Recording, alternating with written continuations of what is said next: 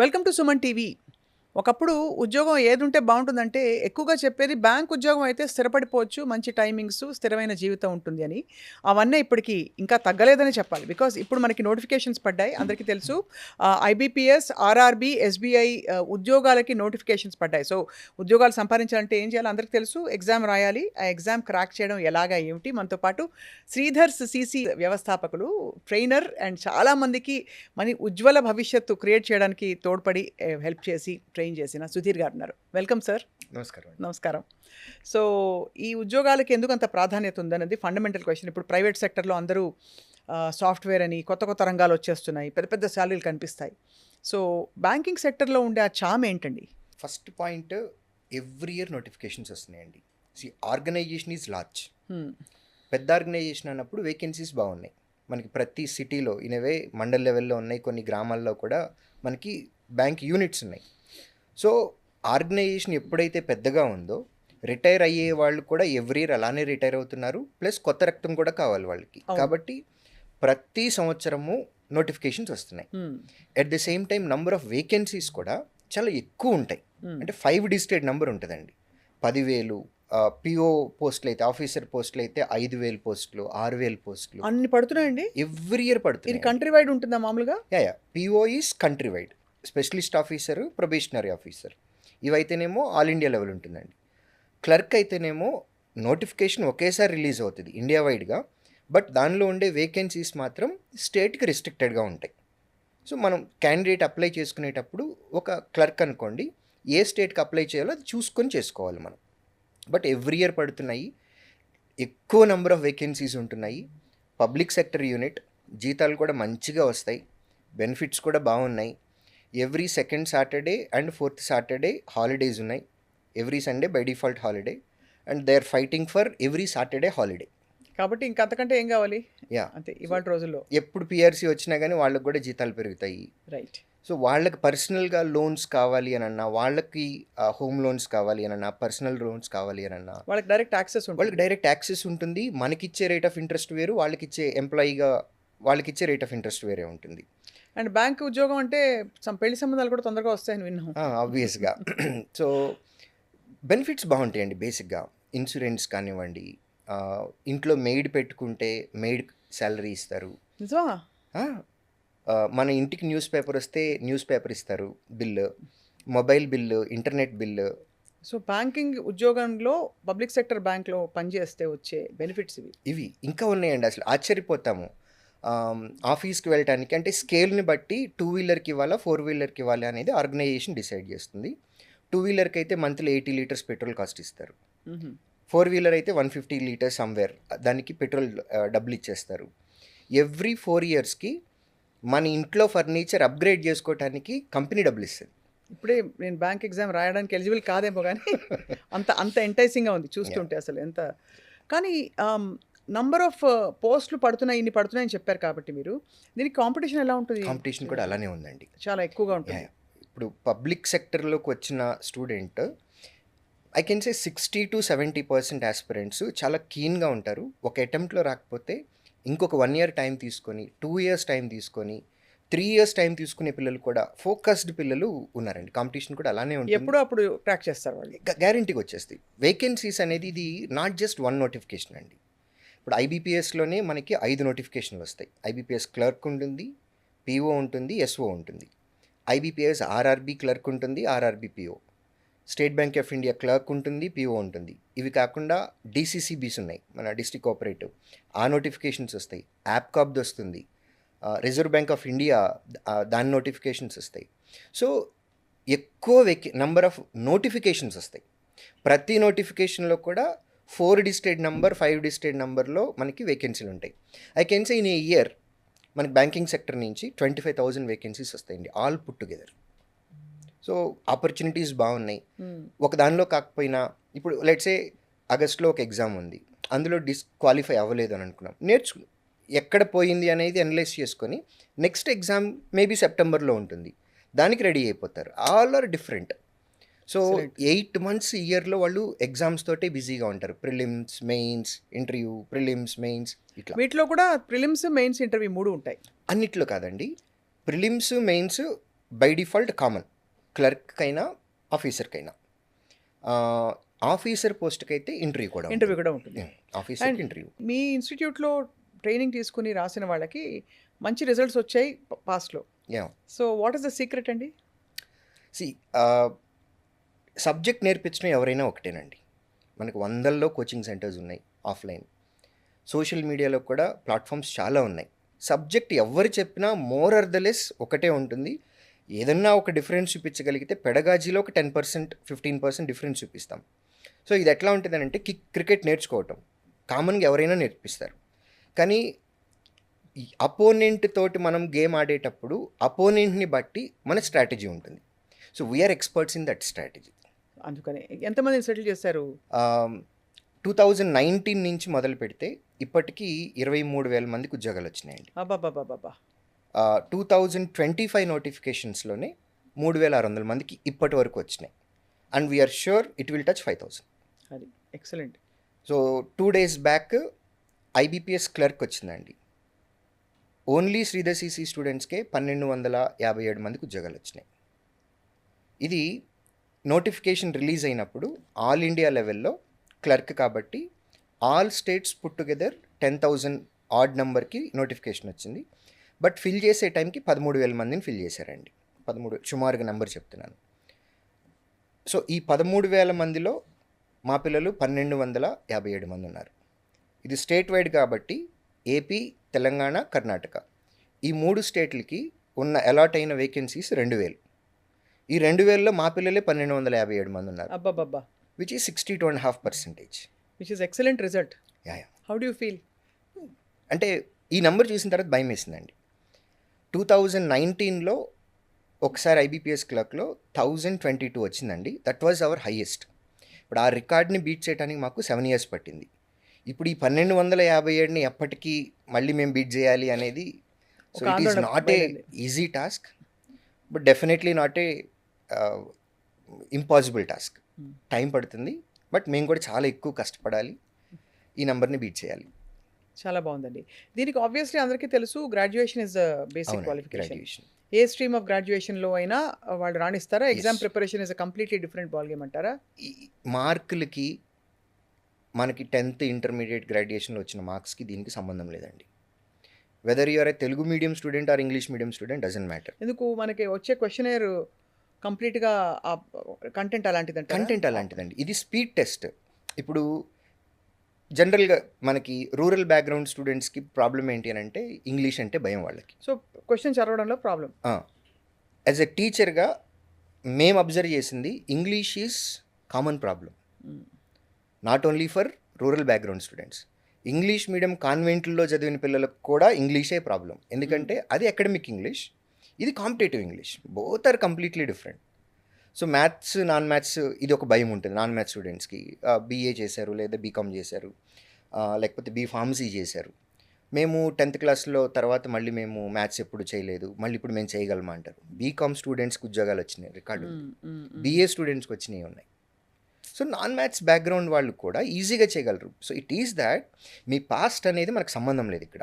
ఇక్కడికి వచ్చిన తర్వాత మీరు ఎంత బాగా వింటున్నారు, అది అర్థం చేసుకున్నారు, దాన్ని అప్లికేషన్లోకి తీసుకొస్తున్నారు. క్వశ్చన్ చదివిన వెంటనే టక్న మనం అప్లై చేయాలి ఒక లాజిక్. ఆ లాజిక్ అప్లై చేయగలిగితే చాలు మనకి. సో బ్యాక్గ్రౌండ్ మార్క్స్ తోటి కానీ, తెలుగు మీడియం బ్యాక్గ్రౌండా, ఇంగ్లీష్ మీడియమా, మ్యాథ్సా, నాన్ మ్యాథ్సా, అసలు ఇవన్నీ సంబంధం లేదు. సో ఎలాంటి ఫ్యాకల్టీస్ ఉండాలి బ్రెయిన్ షార్ప్గా ఉండి ఈ ఎగ్జామ్స్ అటెంప్ట్ చేయడానికి? సో మా దగ్గర 2 systems ఉంటాయండి. ఒకటి క్లాస్ రూమ్ కోచింగ్. నేను ఇందాక చెప్పినట్లు మోర్ ఆర్ ద లెస్ ఎవరి టీచింగ్ అయినా ఒకేలా ఉంటుంది. హార్డ్లీ ఒక 10-15% డిఫరెన్స్. ఇది ఫస్ట్ ఫేజ్ ఆఫ్ ప్రిపరేషన్. మా సీక్రెట్ ఏంటి అని అంటే మేము మాక్ ఎగ్జామ్స్ ఎక్కువ పెడతాం. ఇప్పుడు కొన్ని ఎగ్జామ్స్కి అయితే 150 మాక్ టెస్టులు పెట్టిన రికార్డు ఉంది. రైల్వేలో అయితే 300 పెట్టినవి కూడా ఉన్నాయి. So you just imagine, right, 150 exams మీరు ఇక్కడ రాశారు, ఒక్కొక్క దానిలో 100 క్వశ్చన్స్ ఉన్నాయి. అంటే మీరు 15,000 క్వశ్చన్స్ ఇక్కడ ప్రాక్టీస్ చేశారు. సేమ్ మోడల్లో అదే విధంగా మీకు ఫైనల్ ఎగ్జామ్ వస్తుంది. అక్కడ మీరు 100 క్వశ్చన్స్ అటెంప్ట్ చేయాలి. మీరు 150 ఎగ్జామ్స్ రాసి 151 మీరు ఫైనల్ అటెంప్ట్ ఇస్తున్నారు అని అంటే జస్ట్ ఇమాజిన్ మీ లెవెల్ ఆఫ్ కాన్ఫిడెన్స్ ఏ లెవెల్లో ఉంటుంది. అంతే కదా. సో ప్లస్ ఆ 100 క్వశ్చన్స్ ఖచ్చితంగా 15,000లో కవర్ అయిపోతాయి. ఎక్కడొక్కడ ఎక్కడో డెఫినెట్గా దగ్గర కవర్ కవర్ అవుతాయి. అయిపోతాయి. మేము డిజైన్ చేసేటప్పుడు కూడా మా అనాలిసిస్ ఉంటుందండి. ఈ 150 ఎగ్జామ్స్ పెట్టాలి అని అనుకున్నప్పుడు ఏ పేపర్లో ఎలాంటి క్వశ్చన్స్ ఇవ్వాలి, దీని మీద మాకు చాలా R&D ఉంటుంది. ఫైనల్ ఎగ్జామ్లో వచ్చిన క్వశ్చన్స్ మా దగ్గర కవర్ అయిపోయి ఉంటాయి ఆల్రెడీ. ఆ విధంగా మేము ప్లానింగ్ చేసుకొని చేస్తాం.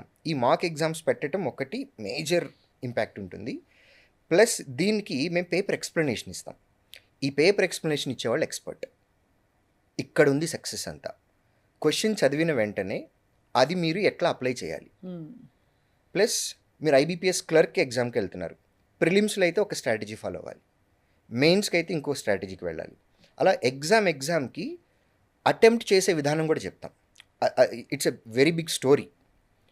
సో దాన్ని బేస్ చేసుకొని కూడా సెలెక్షన్ ఉంటుందండి. అంటే what to pick, what to skip, right టైంలో ఎలాంటివి పట్టుకోవాలి, దేన్ని కాన్సన్ట్రేట్ చేయాలి, ఇదంతా చాలా పెద్ద స్టడీ. మీరు చెప్పిన సపోజ్ ఈ 3 ఐబీపీఎస్ మన క్లర్క్ ఎగ్జామ్స్, పిఓ, ఎస్ఓ ఇవన్నీ కలిపితే సపోజ్ ఒక 10,000 ఉద్యోగాలు ఉన్నాయనుకోండి, కాంపిటీషన్ రేషియో వైజ్ ఎంత ఉంటుంది అంటారు? అట్లీస్ట్ ఎన్ని లక్షల మంది రాస్తారు? 10 లక్షల నుంచి 13 లక్షల మంది రాస్తున్నారండి బాబోయ్. కానీ మీరు అన్నట్టు సరైన అప్రోచ్ ఉన్న వాళ్ళు ఎంతమంది అనేది the significant lot they matter. అంతేనా? అంతేనా. సో ఆ సిగ్నిఫికెంట్ లాట్ని ఎలా మీరు ఈ క్వశ్చన్ ఈ మాక్ టెస్ట్ ద్వారా అది ఎలా కొట్టాలనేది మీరు you prepare them for the game. అంటే అర్జునుడి బాణం అంటారు చూడండి, అది ఏం కనిపిస్తోంది అంటే అదే కనిపిస్తుంది, ఇంకా పక్కన ఏమున్నాయి అవన్నీ ఉండవు. అసలు క్వశ్చన్ని చూసే పద్ధతి మారిపోవాలండి. మొత్తం క్వశ్చన్ చదవడానికి కూడా కొన్నిసార్లు మేము చేయనివ్వం. క్వశ్చన్ సగం అయిపోయేటప్పటికి అక్కడ చూసి నంబర్ని బట్టి కింద ఆప్షన్కి వెళ్ళిపోతారు. సో అనలిటికల్ ఎక్కువ ఉంటాయి. అయితే చాలా ఎక్కువ ఉంటుందండి. It's a mind game. It's a game, mind game. So అది ఎలా అటెంప్ట్ చేయాలి అనేది మేము పేపర్ ఎక్స్ప్లెనేషన్లో నేర్పిస్తాం. That is our trade secret. అది ఎక్సలెంట్. అందుకే మీరు ఇంత మంచి రిజల్ట్స్ ప్రొడ్యూస్ చేయగలిగారు. మీరు ఇందాక చెప్పారు కదా ఈ బెనిఫిట్స్ చాలా ఉంటాయని చెప్పి. అవునండి. అంటే ప్రైవేట్ సెక్టర్తో కంపేర్ చేస్తే పబ్లిక్ సెక్టర్ బ్యాంక్స్లో అయితే the take home benefits and package చాలా ఎక్కువ అయితే. చాలా ఎక్కువ ఉంది. జనరల్ కంప్లైంట్ ఏంటి అని అంటే పని చేస్తున్నారు అని అంటారు.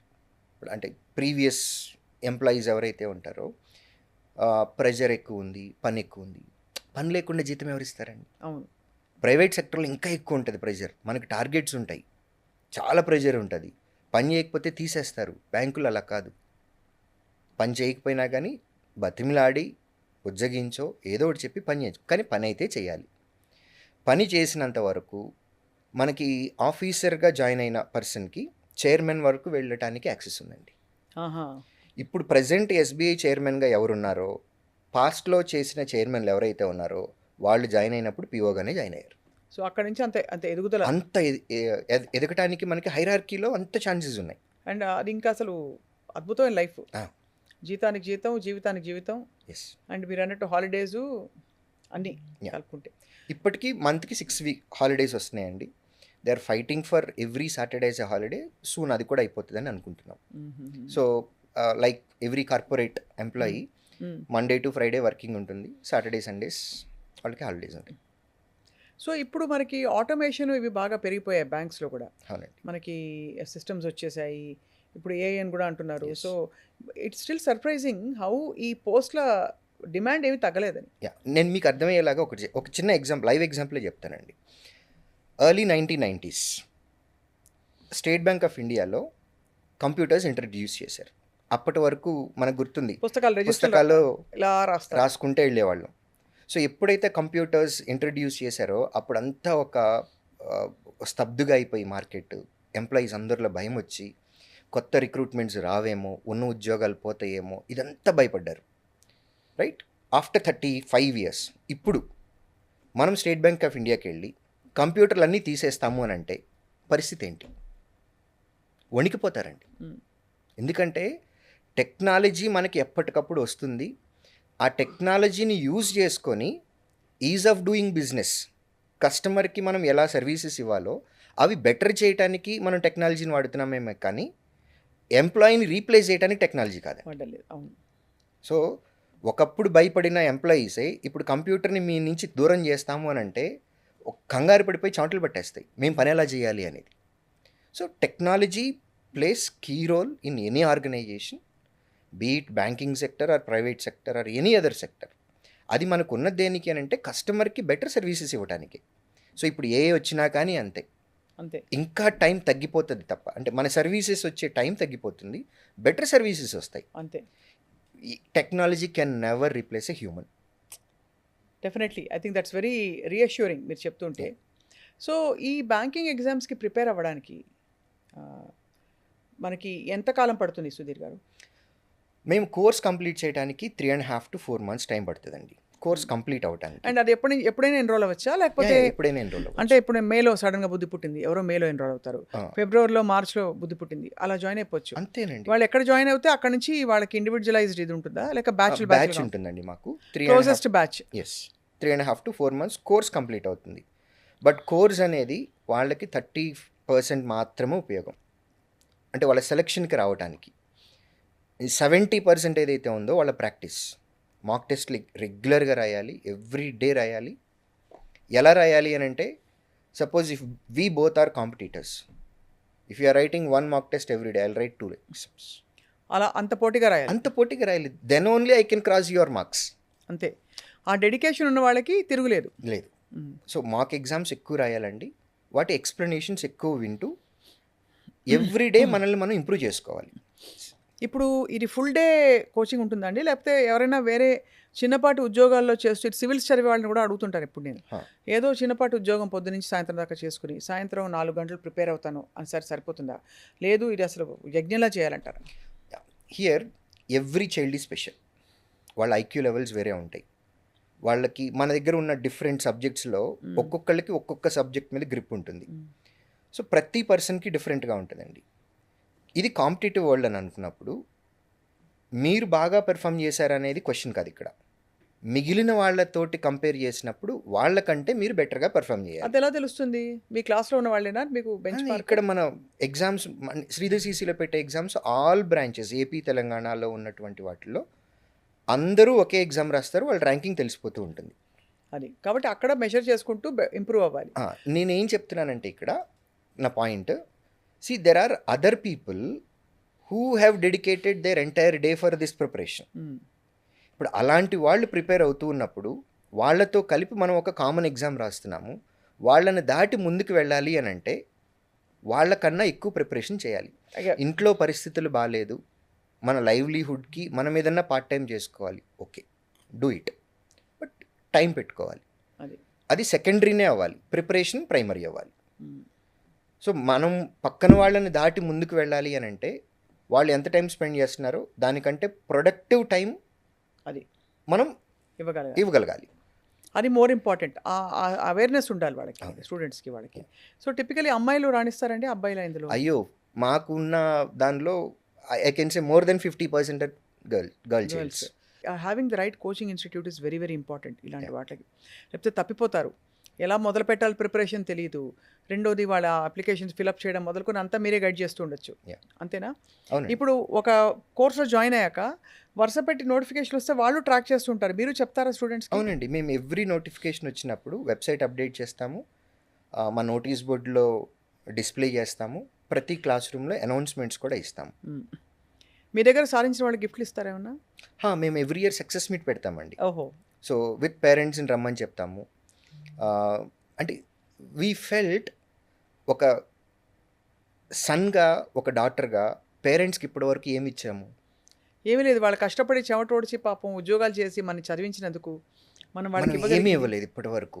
So we created a platform and we call it as success meet. ఆ సక్సెస్ మీట్కి పేరెంట్స్ తోటి రమ్మంటాము.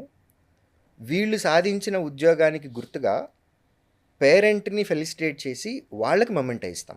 We don't give memento to the child, పేరెంట్కి ఇస్తాం. బికాస్ అది వాళ్ళ కష్టం, వాళ్ళ ఓపిక, పిల్లల్ని ప్రయోజకుల్ని చేయాలి అని వాళ్ళు తినక దాచిపెట్టుకొని ఆస్తులు కూడగట్టుకోకుండా, ఆడవారైతే బంగారం కూడా కొనుక్కోకుండా, సో ఇవన్నీ పిల్లల మీద ఇన్వెస్ట్ చేసినప్పుడు అది పేరెంట్ యొక్క గొప్పతనం.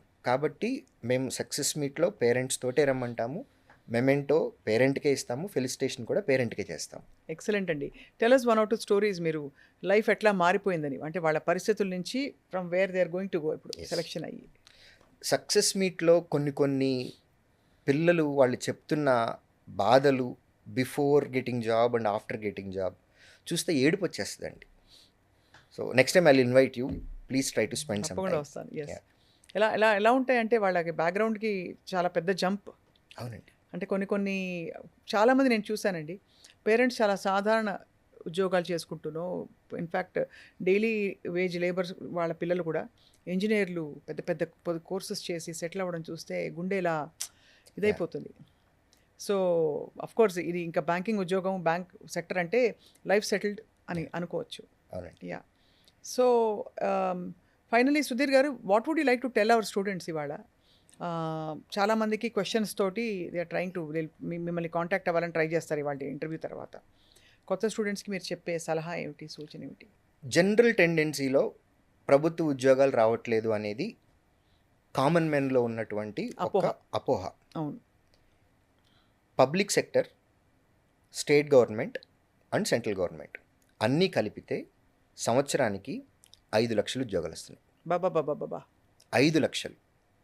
నేను లాస్ట్ 8 years యావరేజ్ తీసుకున్నానండి. 5 లక్షలు ఉన్నాయి. స్టేట్ గవర్నమెంట్ ఇచ్చేటటువంటి డిఎస్సి నోటిఫికేషన్ కానివ్వండి, గ్రూప్ 1, గ్రూప్ 2, గ్రూప్ 3, గ్రూప్ 4 కానీ, లేదా ఎస్ఐ కానిస్టేబుల్ కానీ, ఇవే గవర్నమెంట్ జాబ్స్ అని అనుకుంటున్నారు. ఇవి కాదు, మొత్తం ఒక 99 నోటిఫికేషన్స్ ఉన్నాయి. సో డెఫినెట్గా పబ్లిక్ సెక్టర్ మీద ఇంట్రెస్ట్ ఉంది అని అనుకుంటే బ్రహ్మాండమైన ఆపర్చునిటీస్ ఉన్నాయి. పొలిటికల్గా నేను ఎటువంటి పార్టీని టచ్ చేయడం లేదు, but both central government and state governments, both states, AP and Telangana, they are very keen on notifications and recruiting employees. There is no second thought about it. So recruitment బాగా జరుగుతుంది. 5 లక్షల దాకా every year మనకి vacancies వస్తున్నాయి. Private జాబ్స్లో fluctuations ఉంటాయి. So ఎవరైతే interest ఉంది అని అనుకున్నారో వండర్ఫుల్ ఆపర్చునిటీస్ ఉన్నాయి. అది ఒకటి కాదు, ఎవ్రీ ఇయర్ యావరేజ్గా మినిమం 50 to 60 నోటిఫికేషన్స్ అయితే రెగ్యులర్గా వస్తున్నాయండి. సో కష్టపడి ఇష్టంతో నేర్చుకొని మనం కష్టపడితే మన లైఫ్తో పాటు మన కుటుంబం ఒక 5 generations పొజిషన్ చేంజ్ చేసేయచ్చు. అవును. సో మనము parents, grand parents, next generation, ఆ తర్వాత జనరేషను, మినిమం 5 generations మార్చేయచ్చు. సో ప్రతి కుటుంబంలో పబ్లిక్ సెక్టర్లో కనుక ఉన్నట్లయితే డెఫినెట్గా ఈ చేంజ్ అనేది కనపడుతుంది. ఆపర్చునిటీస్ ఉన్నాయి. అవును. సో ప్రిపరేషన్ స్టార్ట్ చేసి ఓపికగా ఉండాలండి. పేషెన్స్ అనేది ఒక్కటే మందు దీనికి. అవును. ఒక దానిలో ఫెయిల్ అయ్యాము, రెండోది, మూడోది, నాలుగోది, అలా నెక్స్ట్ ఎగ్జామ్కి వెళ్ళేటప్పుడు ఇంప్రూవ్మెంట్ చూసుకొని మనం వెళ్ళాలి. వెళ్తే కనుక ఉద్యోగాలు తెచ్చుకోవటం అనేది కష్టమైతే కాదు. ఈజీ కాదు కానీ కష్టం అయితే కాదు. ఈజీ అయితే కాదు, కాంపిటీషన్ డెఫినెట్గా ఉంది. అట్ ది సేమ్ టైం కష్టం కూడా కాదు. చాలా బాగుంది సుధీర్ గారు. బికాజ్ మీరు అన్నట్టు it is a very new, అందరూ డాక్టర్లు, ఇంజనీర్లు లేదంటే ఏమవ్వాలో తెలియని పరిస్థితుల్లో ఇది ఒక కొత్త విధానం to have a stable study life and ఒక మంచి చక్కటి RESTful but at the same time చాలా గ్రోత్కి ప్రాస్పెక్ట్స్ ఉండే లాంటి ప్రొఫెషన్స్ ఇవి. పాండమిక్ టైంలో, కోవిడ్ టైంలో గవర్నమెంట్ ఎంప్లాయీ యొక్క విలువ ఏంటి అనేది పాండమిక్ని ఫేస్ చేసినటువంటి ఇంటి పెద్దలు, అంటే బ్రెడ్ విన్నర్స్ ఎవరైతే ఉన్నారో వాళ్ళకి తెలుసండి. అవును. And at the same time జీతాలు కూడా తక్కువేం రావండి. క్లరికల్ పోస్ట్కి close to 50,000 rupees month starting salary. బాబా. ఆఫీసర్ క్యాడర్కి అయితే 80,000 నుంచి 1 lakh వరకు వస్తాయండి. Depends on their area, HRA మారుతుంది కాబట్టి 80,000 నుంచి ₹1,00,000 వరకు వస్తుంది. స్టేట్ బ్యాంక్ ఆఫ్ ఇండియా వాళ్ళకైతే 1,25,000 వస్తాయండి ఆఫీసర్కి. Wonderful opportunities are there. So ఓపిక పెట్టుకొని ఎల్కేజీ దగ్గర నుంచి మొదలుపెట్టి గ్రాడ్యుయేషన్ వరకు చదివాను. Still fighting for job. అల్టిమేట్గా ఎవరికైనా కావాల్సింది జాబే. ఆ జాబ్ కోసం ఇన్ని సంవత్సరాలు కష్టపడిన మనం ఇంకొక సంవత్సరం 2 సంవత్సరాలు పెట్టుకోవచ్చు, తప్పే లేదు.